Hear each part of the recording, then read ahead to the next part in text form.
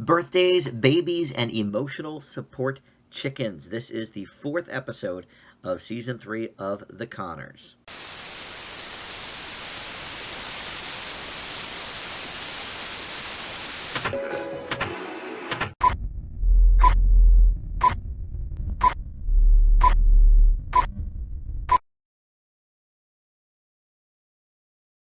Hey guys, welcome to Dan Reviews It. My name is Dan. Thank you for joining me. Yes, we're going to talk about episode 4 of the latest season of The Conners. And this is directed and written by two people that we know and love.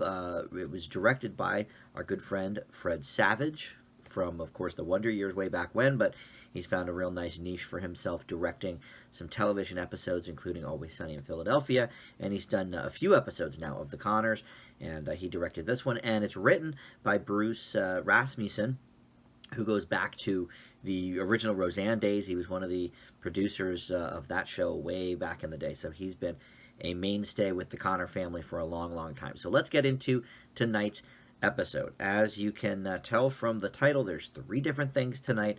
They try to put everything into the title these days on the Conners. So we've got birthdays, babies, emotional support chickens. Well, the chickens is the C story, I guess, if you want to say that. Really, I think this is another one that has really 2 A stories and then just kind of a throwaway. So we'll do that one real quick. And that has to do with the chickens that they've been keeping for a couple of years now on the show, and they're sick. Something's going on with them. So Katie Seagal's character Louise, she's got a brother named Neville, a much younger brother, about 15 years or so, and he's played by Nat Faxon, who I am a fan of. He has an Oscar actually for co-writing the screenplay for The Descendants, but he's also been in some great movies. He was in The Way, Way Back, and he also had a TV show called Ben and Kate that was very short-lived, but that I really enjoyed. So it's always nice to see him pop up. He plays Brother Neville, who's over at the house looking at the chickens, and he recognizes Jackie, but not quite from the school years, because of course he was just a toddler when Jackie and Louise and Roseanne would have all been in high school. So he knows her from her days as a cop, when she was practicing in the park, her like drum major stuff to do, parades and what have you. So he meets up with her at the lunchbox and asks her out. And so the little side story there is just that, she's going to be dating Louise's brother. And of course, her and Louise have a pretty contentious relationship. So she lets Louise know pretty early on, look, I am not going to be any fun for this dude. Like, I'm going to throw my emotional baggage on the table, and he'll realize right quick that I am a mess, and he will walk away. So we'll see. I mean, the very last scene of the episode is the two of them kind of sitting down together and her going over the childhood years, which led to a couple of laughs. So that was sort of the C story, and then we've got a double A, I would say. So I guess let's go in order that it is in the title. So birthdays is first. So this is about Beverly Rose. It's her first birthday party, and we met Emilio again in the season premiere. He is hiding out at the Lamford Lunchbox, but then we didn't see him or hear about him for the last 2 episodes. So he is back here, and basically wants to throw Beverly Rose this huge birthday celebration. Becky's like, we don't really do that at the Conners.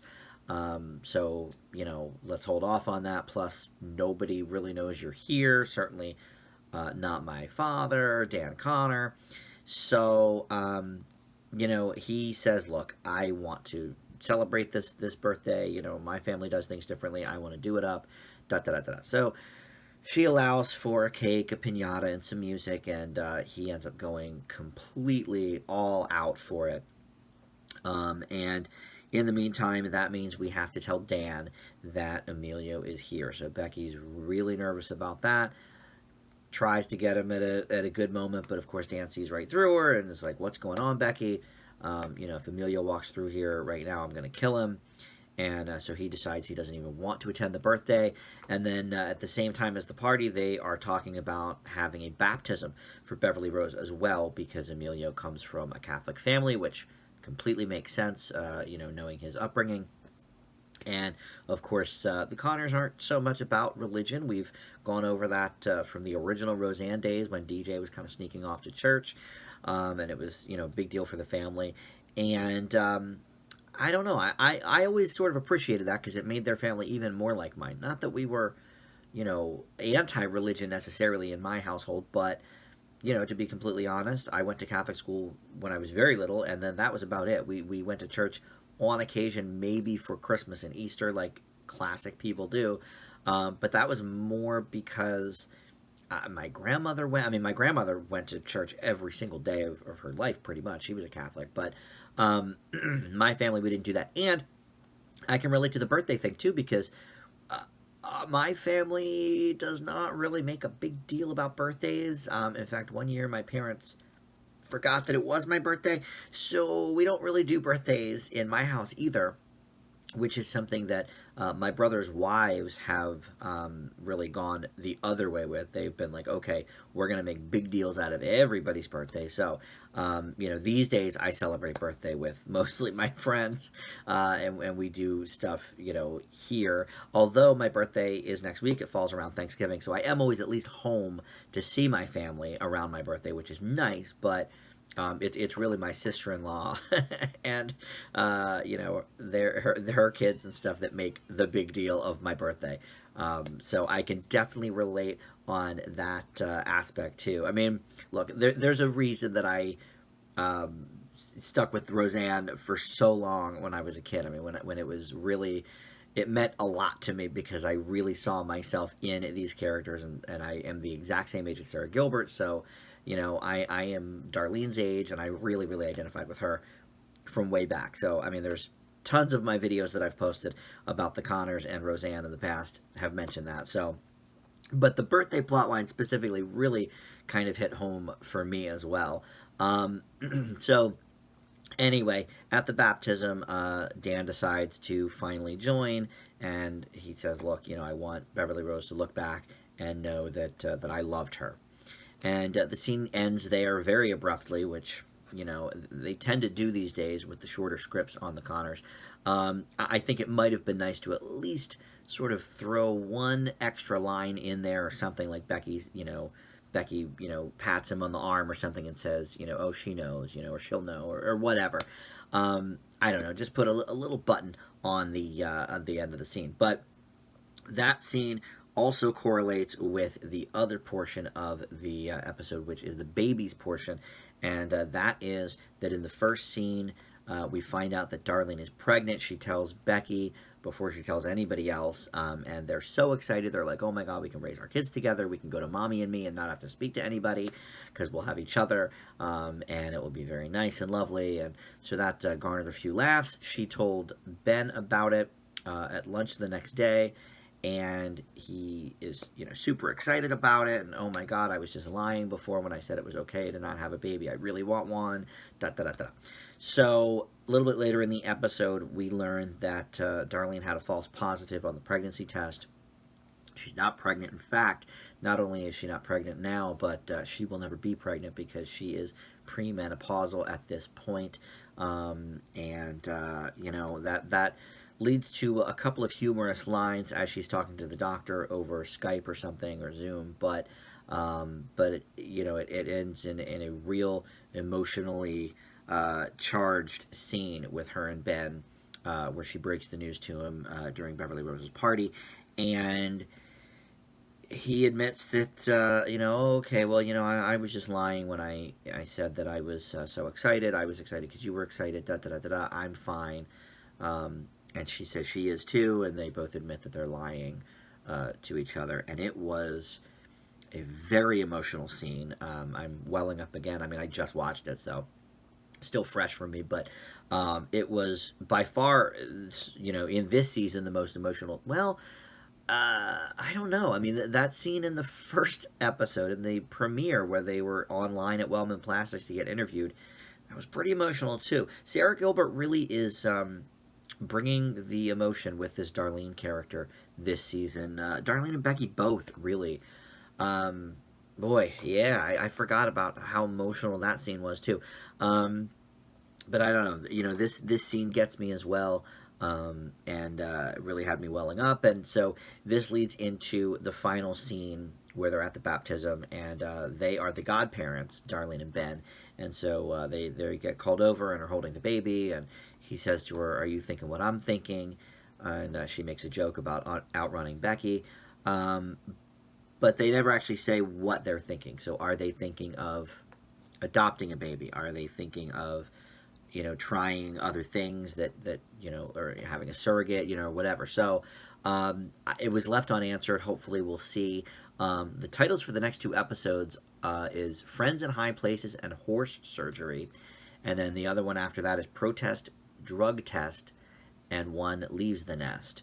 So I don't know. Drug test could be some sort of in vitro fertilization drugs, or it could be drugs like, Harris is on drugs again. We don't know. And then horse surgery, again, I'm not sure what that means. I don't think that would lead us to believe anything with the pregnancy storyline.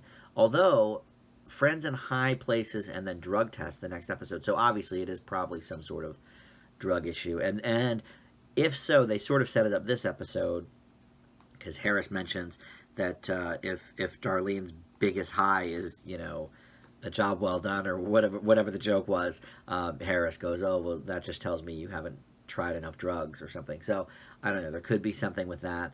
But anyway, I don't know. I'm just guessing based on the story titles. But anyway.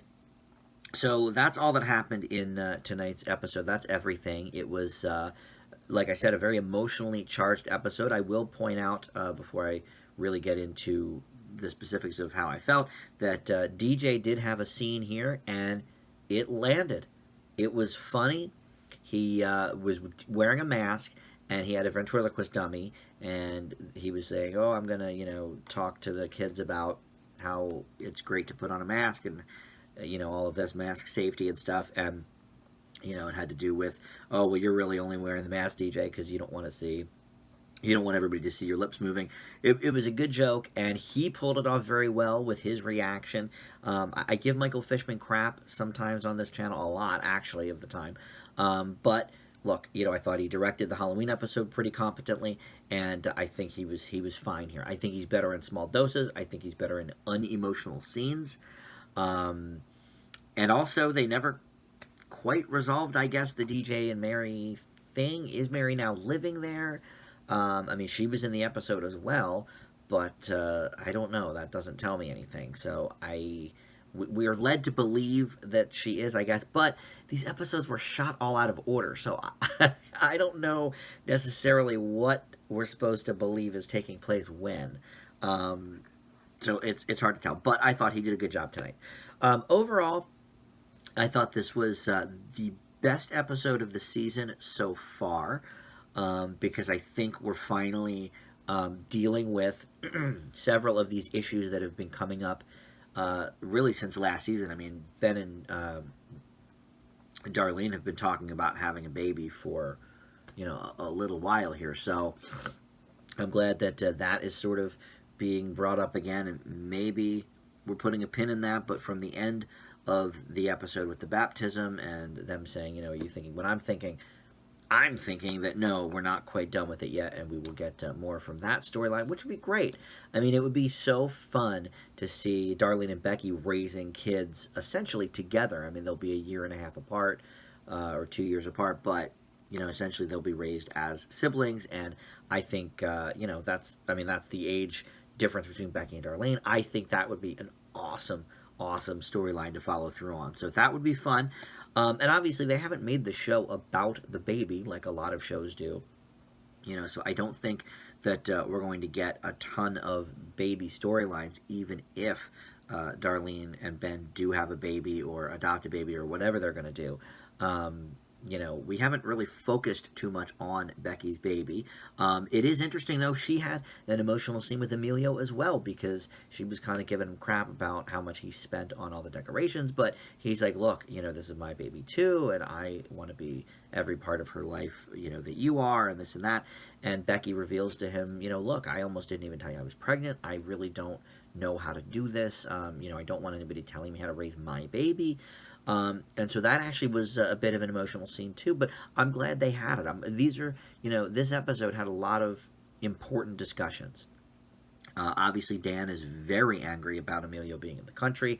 I don't think that quite got resolved in this episode, but obviously, Dan's burying the hatchet for the baptism.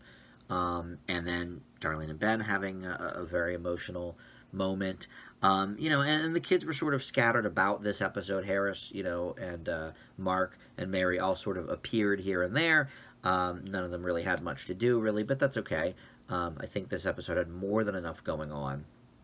Obviously, the episode that features One Leaves the Nest as the title will feature probably Harris, I think, moving on. But, or at least, moving out of the house. But I thought there were some good jokes here. There were some incredibly emotional moments. This is definitely, this one and the premiere, I think, are the best so far of this season. I gave all three the same grade so far. I've given all the first three episodes all B's, but the first episode, I admitted, was great as a setup episode. Having them start at Wellman and having Emilio come back. It was clear that they were setting up a lot of interesting storylines for the season in that episode. But as an episode overall, I think a B is probably fair. This one, though, really got me emotional. I thought, other than, a couple of scenes ending too quickly like they usually do, they found something for everyone in the cast to do. And the two recurring characters of Louise and Emilio. So everybody in the main cast and two recurring characters got at least something to do. And I'm not saying, every episode has to be about DJ. I complain all the time, well, DJ's not even in it. Why is he in the opening credits all the time? Da-da-da-da-da. All right, well, but this was fine. They had him in one scene. He did a couple of jokes. It was perfect. Same thing with the kids. I think the meat and potatoes here of this season might be Emilio and Becky and what they're going to do about raising Beverly Rose together, how they're going to team up for that, and what are Darlene and Ben going to do about her not being able to get pregnant, them recognizing to each other that they really do want a baby. So I think these are two really big storylines for the season. I hope they continue with them. Not every episode. I kind of like that the Connors are dipping in and out of things, and that there's 5 or 6 things kind of swirling at once, because that is life, isn't it? We're all just not hyper focused on one thing for several weeks and then we move to the next thing. No, we've all got 3, 4, 5 things going on at once that we're just sort of juggling in our heads, right? So I appreciate that they kind of dip back and forth between that. And just like we haven't heard from Emilio since episode 1, and that was fine. Have him come back here and we hash things out. But I thought there were some funny lines. I thought the emotional moments really worked in this episode for sure. Especially, boy, Darlene is having a go of it, man. She is having a tough time in this character, and I love that they're infusing her with that because. Look, like I said, I have always identified with Darlene. We are the same age.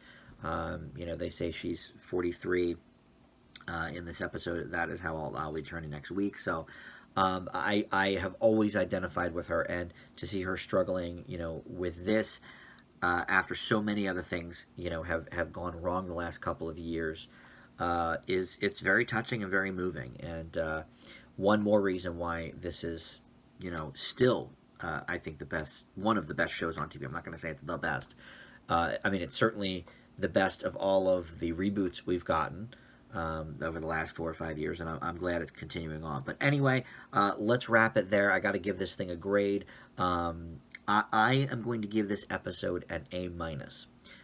Like I said, I do think it's the best of the season so far, and I really was hoping that those first 3 pretty good episodes would be leading to something better than that, and I think this episode is that better than.